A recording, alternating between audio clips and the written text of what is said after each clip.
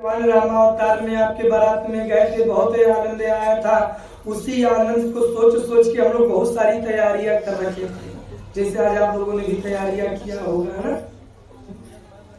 महाराज बहुत धूमधाम से तैयारी किए थे, लेकिन आपने तो सारे सपने को ही व्यर्थ कर दिया। महाराज भगवान ने कहा चिंता मत करो, जितना आनंद बारात जाने में आता था उतना ही आनंद द्वारिका में आएगा, चिंता मत करो। महाराज एक ग्वाला था, बोले महाराज कैसे आनंद आएगा? बोले चिंता मत करो, क्षणिक मात्र इंतजार कर लो। जब कन्या आ गई, अब यह विचार बनने लगा कि कन्या तो आ गई, लेकिन कन्यादान कौन करेगा? क्या बात है का? कन्यादान कौन करेगा? विचार चलने लगा।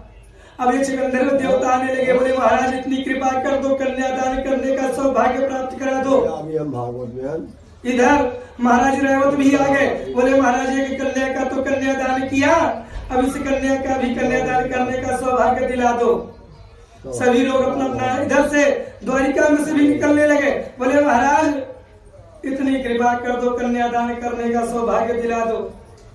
अब कन्हैया जी महाराज क्या करे, किसको मना करे, किसको हाँ करे, बड़ी धर्म संकट में आ गए। तब तक समुद्र जी महाराज आए, बोले हे महाराज भगवान ने कहा आपको क्या परेशानी? बोले परेशानी, अरे सारी परेशानी है। ये बताइए महाराज, ये तो साक्षात लक्ष्मी है, आप भी जानते हैं। भगवान ने कहा तो सत्य है। बोले जब ये लक्ष्मी है तो जब मैंने समुद्र मंथन के समय से लक्ष्मी का कन्यादान किया है, तो आज भी मुझे इसका कन्यादान करने का सौभाग्य मिलना चाहिए।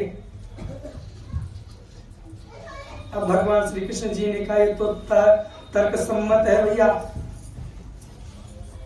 भाई उस समय भी इन्होंने कन्यादान किया था लक्ष्मी जी का, अब आज भी अगर ये कन्यादान करने का सौभाग्य मांग रहे हैं, बोले महाराज सोच के बोलिएगा, क्योंकि आपका द्वारिका मेरे समुद्र के समीप ही है। भगवान ने कहा चिंतन मत करिए, अभी सोच लेने दीजिए, बलराम भैया को आ जाने दीजिए, क्योंकि भाई बड़े वही हैं और जो भी निर्णय लेना होगा वही है। क्योंकि जब भगवान श्री कृष्ण जी अगर कहीं पर उनको जो है किसी तरह से वो हो जाता था, तो बलराम जी के ऊपर डाले भैया अब तू जा। बलराम जी महाराज है, बोले भाई क्या बात हो गई? तो ये द्वारिका में सन्नाटा क्यों है? दुल्हन आई है, बजना चाहिए। द्वारिका वो वासी बोले महाराज कैसे बजना चाहिए, कहाँ से बाजा बजेगा? अरे महाराज अभी कन्यादान ही नहीं हुआ, अभी बारातियों और घरातियों की व्यवस्था ही नहीं हुई। अरे बोले बलराम जी महाराज बोले बारातियों घराती क्या व्यवस्था करना? अरे समुद्र महाराज कन्यादान करेंगे और हम लोग सब बाराती बनकर चलेंगे, आज उनके खूब खाएंगे। क्योंकि समुद्र मंथन में जब जो है इन्होंने किसी को कुछ नहीं खिलाया था, सिर्फ कन्यादान करके भगा दिया था। लेकिन आज तो समुद्र देवता क्या खाना है। सारे द्वारिकावासी बोले महाराज तब तो ठीक है, अगर समुद्र देवता कन्यादान करेंगे तो आज हम लोग बाराती बन के खूब इनके यहाँ खाएंगे। क्योंकि भगवान श्री कृष्ण जी जानते थे कि कन्यादान तो करने का भाई भाग्य नहीं का बनता है। महाराज महात्मा लोग कहते हैं कि जितनी बार माता लक्ष्मी जी का जन्म हुआ इस पृथ्वी पर, उतनी बार समुद्र देवता ने ही उनका कन्यादान किया किसी न किसी रूप में आकर। महाराज जब समुद्र देवता ने कन्यादान प्रारंभ किया, वही बड़ी बड़ी वेदांत ऋषि लोग आए। अब बाराती लोगों का क्या पूछना। बलराम जी महाराज बोले इसमें दोनों शादियों का जो है कहीं में सारा हिसाब बराबर हो गया। द्वारकावासियों ने कहा बोले महाराज मतलब? बोले मतलब यही हुआ कि जो लोग मेरी विवाह में आनंद नहीं पाए थे वे लोग भी इसी विवाह में आनंद ले लो, कोई रोकने वाला नहीं है। अब सारे बाराती पहुंच गए, बारातियों का तो सब लोग जन्म करते हैं भैया। पहुंच गए, जब समुद्र देवता ने देखा, बोले महाराज जल की गहराई अधिक है, बारातियों से कह दीजिए थोड़ा प्रेम से रहे, महाराज हाथ जोड़ रहा हूं। बलराम जी महाराज बोले आज मैं कुछ नहीं बोल सकता, आज जब दूल्हा नहीं कुछ बोल पा रहा है तो मैं कहां से बोल पाऊंगा। आज बाराती सब लोग अपना अपना आनंद लेंगे। महाराज अपना जल स्तर थोड़ा कम कर, थोड़ा अपने क्रोध को शांत कर लो महाराज। इसलिए देखिए, जब कोई पिता कन्या का दान करता है तो चाहे जितना बड़ा क्रोधी हो, लेकिन जब कन्यादान का समय आता है, भूखा भी होता है, उसके बाद उसके अंदर क्रोध अपने आप क्रोध कम हो जाता है। और लड़का दूल्हा चाहे जितना सीधा साधा हो, है ना, दूल्हे की मोर रखते ही उसके अंदर बहुत क्रोध आ जाता है, भाई भाव बन जाता है। तो बारातियों का तो भाव अलग है भगवान महाराज। अरे जब साधारण दूल्हे के साथ में बाराती लोग जाते थे, इतना भाव रहता है, तो वहां पर तो सब लोग भगवान के बाराती थे। और जब भगवान के बाराती हुए फिर भगवान का भाव और भगवान का भाव और बारातियों का भाव तो डबल हो गया ना। अरे से किसी गांव में अगर कोई लड़का दरोगा हो गया हो, उसका विवाह पड़ गया हो, तो सारे बाराते ने दरोगा जी गया है, व्यवस्था एकदम टाइट चाहिए, तेरी परफ्यूम मार के टका चाहिए, थोड़ा बाहर हो नए स्टाइल में कपड़े रहे चाहिए। इसे ये बाराती लोग ही भुलाए जाना कि गर्मी बाहर की ठंडी है ना। अरे महाराज, जब द्वारिका के लोग बाराती लेकर चले महाराज, अरे तो समुद्र महाराज ने कहा, हे भगवान अपनी लीला समारो। बोले आज हम अपनी लीला क्या समारो जब खुद एक लीला बने हुए हैं। बोले मतलब, बोले लीला को लोग देखने आते हैं, इसलिए आज लोग मुझे देख रहे हैं, तो मैं खुद स्वयं एक लीला हूं। आज मैं कुछ नहीं कर सकता, क्योंकि पिताश्री उधर से आदेश करे कि कुछ नहीं बोलना, बलराम भाई उधर से बोल रहे कुछ नहीं बोलना, भाई उग्रसेन जी उधर से बोल रहे कुछ नहीं बोलना, नंद बाबा बोल रहे कुछ नहीं बोलना। जब हर कोई कह रहा है कुछ नहीं बोलना, तो मैं कहां से बोल दूंगा। भैया महात्मा जी कहते हैं कि जब वासुदेव जी महाराज समधी बनकर चले थे, तो जब वहां पे पहुंचे तो समुद्र देवता जब दरवाजे पर भाई स्वागत करने के लिए खड़े हुए आरती की थाल लेकर, तो वासुदेव जी ने कहा, हे महाराज ये इसे खाली हाथ से जो स्वागत नहीं होगा, फ्री में बढ़िया दामाद आपको मिल रहा है, ना कहीं दौड़ना पड़ा, ना कहीं धूपना पड़ा। महाराज मैं लड़के का पिता हूँ, जानते हैं ना, मुझे पहचानते हैं ना। समुद्र महाराज ने कहा, आज तो आप पूरे बारात को और मेरे भी मालिक हैं। अरे महाराज अब आज मैं आपके सामने क्या बोलूं। वासुदेव जी महाराज ने कहा, हे समुद्र देव, मैं चाहे जितना बड़ा हो जाऊंगा, मेरा हक है, मैं तो कहूंगा, लेकिन हे महाराज मैं तो आज भिखारी बन के आया हूं, मैं आज आपके घर से लक्ष्मी लेकर जा रहा हूं। उस समय का जो भाव था महाराज, जब कोई पिता अपनी पुत्री को भेजता है तो अपने अंग का, यूं मान के चलिए कि उसने अपना एक अंग दान कर दिया हो, इसलिए कन्या को रत्न की उपाधि मिली है, कन्या को रत्न कहा गया है। महाराज जब समुद्र देवता विदा करने लगे,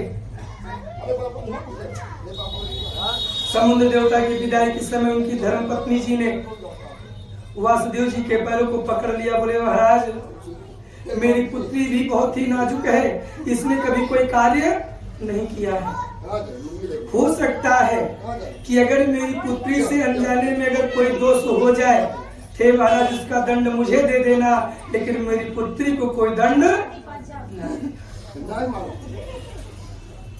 महाराज इस प्रकार के आग्रह को सुनकर वासुदेव जी महाराज ने कहा, क्या करते हैं। अरे भगवान आपका हृदय समुद्र है, आपका नाम समुद्र है, आपका हृदय समुद्र से अथाह है। आपने ऐसी चीज वस्तु को, यानी ऐसे चीज को आपने दान किया कि जिसको दान करने के लिए हर व्यक्ति सोचता है। और रही बात पुत्री की, तो जिस प्रकार से ये आपकी पुत्री आपके आंगन में खेली है, उसी प्रकार से मेरे आंगन में भी खेलेगी। क्या किसी को अपने अंग से अगर किसी प्रकार से कष्ट हो जाता है तो अब व्यक्ति अपने उस अंग को काट कर निकाल, अरे आज से आपकी पुत्री मेरा अंग हो गई, यानी मेरे घर की अंग हो गई है। अगर इसे छड़ी कमाते से किसी प्रकार से मुझे कोई कष्ट की प्राप्ति भी हो जाएगी तो मैं इसको दंडित नहीं करूंगा महाराज। महाराज ने कहा कि अगर उंगली कट जाती है, दर्द होता है, पीड़ा होती है ना, तो कोई व्यक्ति पूरी उंगली को काट के निकाला नहीं देता, उसको ठीक करने उसमें मलहम लगाता है कि नहीं मलहम लगाता है कि मलहम लगा दूंगा ठीक हो जाएगा, थोड़ा इसका जो दर्द है ये कम हो जाएगा। तो बहू ही तो है, बेटी ही तो है, अगर उससे किसी क्षणिक मात्र का कुछ दुर्व्यवहार हो जाए तो अपनी पुत्री समझकर उस पे मलहम लगाना चाहिए, ना कि उसके ऊपर प्रताड़ना करें, क्योंकि जब आप उसको ऊपर प्रताड़ना करेंगे तो उससे और दर्द होगा। उंगली कट गई हल्का सा ना तो उसमें पीड़ा हुई, अगर आपने उस उंगली को पूरा काट दिया तो उसमें और पीड़ा हो, तो पीड़ा खत्म होने वाला। इसलिए महाराज बहू है क्योंकि सोचना चाहिए कि जिस प्रकार से आप किसी की पुत्री को लेकर आए हैं, आपने भी अपनी पुत्री को किसी को दिया है, अगर उस परिवार की वजह से आपकी पुत्री को कष्ट होगा तो आपके हृदय पे क्या बीतेगी। महाराज ये कलयुग है। लोग कहते हैं कि जब व्यक्ति शमशान पर जाता है तो उसे बहुत ज्ञान आता है, लेकिन शमशान से हटते ही सारे ज्ञान खत्म हो जाते हैं। उसी प्रकार से सत्संग है, कथा है, इसलिए लोगों को सत्संग कथाओं में जाने के लिए प्रेरित किया जाता है कि आप कथा सुनो, सत्संग सुनो, क्योंकि जाओगे तो कुछ ज्ञान आएगा। अरे जितनी देर रहोगे उतनी देर याद रहेगा, उसके बाद घर पे जाने के बाद सब भूल ही जाता है, क्योंकि घर पहुंचने के बाद एक ही जिम्मेदारी, घर की 3 व्यवस्था, नून तेल और लकड़ी, यही घर की पगड़ी। जो आपने अगर अपना दरवाजा छोड़ा, चौखट छोड़ा, कथा के पंडाल में पहुंचे, सब कुछ उस समय एकदम खत्म, सब कुछ याद नहीं है। आपने कथा श्रवण किया, ज्ञान बहुत बढ़िया, रे बहुत बढ़िया कथा हुई। घर पहुंचने के बाद आधे घंटे बाद कोई पूछे पंडित जी ने क्या क्या सुनाया, तो चाहे तो छन रही लेकिन याद किया जा रहा है क्या क्या सुनाया था, भी याद कर लेंगे। अगर कहीं एक बार से 2 बार पूछ लिया तो मुझसे क्यों पूछ रहे हो, जाके सुनना चाहिए था। इतना याद होता तो तुम्हारे घर बैठकर चाय थोड़ी छानती, IAS हो गई होती, हाँ? हो जाता है। महाराज बारातियों ने बड़ा आनंद लिया। अब बारात लौटकर वापस आई। अब सुभद्रा जी भी थी। जब बारात भाई द्वार शिकाई होता है ना, सुभद्रा जी खड़ी हो गई। इससे बारात ऐसा दुल्हन तो अंदर जाने को नहीं पाएगी।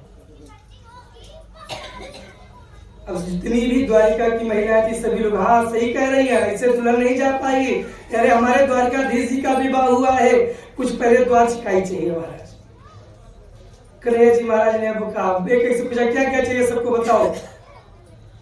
बोले महाराज इससे मत पूछो, भय लगने लगा है, क्योंकि एक बार आपने कहा था कि सबको क्या कि जब वहां की गोकुल में सारी गोपियां आपको नचा रही थी तो आपने कहा था कि जो है किसके किसके साथ नाचना है, तो सारी लोगों ने कहा कि एक एक करके सबके साथ नाचो। आपने सबको नचा दिया था महाराज, आप बीच में ही खड़े रह गए थे और सब नाचती रह गई थी महाराज, तो भय लगता है महाराज। बलराम जी बोले जब इतना भय है तो दूल्हे दुल्हन को जाने दो, थक गए होंगे बेचारे। सारी महिलाओं ने कहा आप बड़े आप यहाँ से बाहर जाइए, आपके यहाँ पे कोई काम। महाराज आप जेठ आप जाओ, आप बीच में कूदे जा रहे। बलराम जी महाराज बाहर आ गए। अब जब फिर भाई सुभद्रा जी ने कहा ऐसे भैया कुछ नहीं होने वाला, तो भगवान ने कहा क्या चाहती हो। बोले बस इतनी कृपा कर दो महाराज कि अगर भविष्य मेरे कभी मेरे परिवार के ऊपर कोई विपत्ति आए, मेरे ऊपर विपत्ति आए तो मेरी रक्षा कर देना, मेरे परिवार की रक्षा कर देना, और क्या मांगू मैं आपसे। इसलिए महाराज जब इनका घर गृह प्रवेश हुआ भगवान का, उसमें सारी महिलाएं मंगल गान करने लगी। भगवान की कृपा हुई, सारे द्वारकावासी मगन रहे, सभी लोग अपना सुखमय जीवन यापन व्यतीत कर रहे थे। किसी द्वारकापुरी में एक सत्राजित नामक विद्वांसी रहते थे। महाराज सूर्य भगवान के परम मित्र थे, इसलिए भगवान ने सूर्य भगवान ने उनको एक समंतक मणि दिया था। जब सत्राजित जो समंतक मणि पहन के निकलते थे तो दूसरे सूर्य की भांति लगते थे, कैसा कि दूसरे सूर्य निकल रहे हैं। उस समंतक मणि की खासियत यह थी कि वह समंतक मणि प्रतिदिन 7